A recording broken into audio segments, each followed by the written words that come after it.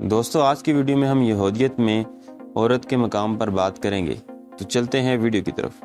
یہودیت میں عورت معاشی طور پر مرد پر انحصار کرتی ہے، وراثت میں سے کوئی جائیداد نہیں ملتی، لیکن اگر شوہر کے مرنے کے بعد وہ جائیداد کی مالک بن بھی جائے تو اس کے لیے ضروری ہے کہ وہ قبیلے کے اندر ہی کسی سے شادی کرے تاکہ جائیداد خاندان میں ہی رہے۔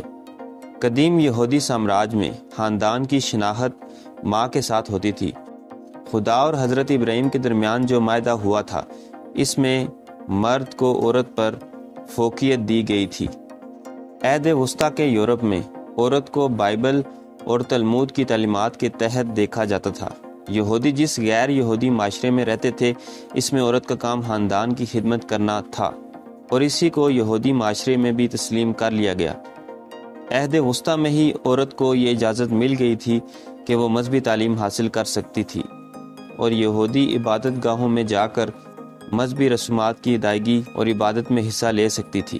یہودی مذہب میں شادی ایک انتہائی اہم رسم ہے، اس لیے مذہبی رہنماؤں نے اس کے بارے میں تفصیل سے لکھا ہے۔ اس کے علاوہ عورت اپنے شوہر کی سختیوں سے تنگ آ کر طلاق لینا چاہے تو وہ عدالت سے رجوع کر سکتی ہے۔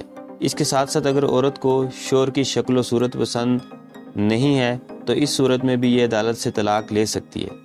عورت ایک خاص حد تک تعلیم حاصل کر سکتی ہے تاکہ وہ گھر کے اخراجات اور آمدنی کا حساب رکھ سکے۔ ماضی میں یہودی عورتیں عیسائی عورتوں کو سود پر قرضے بھی دیتی رہی ہیں۔ اس وقت کی یہودی عورتیں دائی کا کام، چرخہ کاٹنا اور کپڑے بننے کے پیشے بھی اختیار کرتی تھی تاکہ اپنے گھریلو اخراجات نکال سکیں۔ لیکن وقت کے ساتھ ساتھ یہودی معاشرے میں کافی تبدیلیاں آ گئیں۔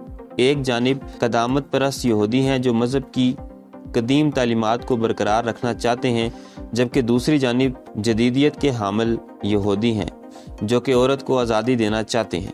موجودہ زمانے میں امریکہ اور یورپ کے سماج میں رہتے ہوئے یہودیوں نے خود کو مغربی تہذیب سے ہم آہنگ کر لیا ہے، اور ان کی عورتیں مذہبی پابندیوں سے آزاد ہو کر دنیاوی سرگرمیوں میں بھرپور حصہ لیتی ہیں۔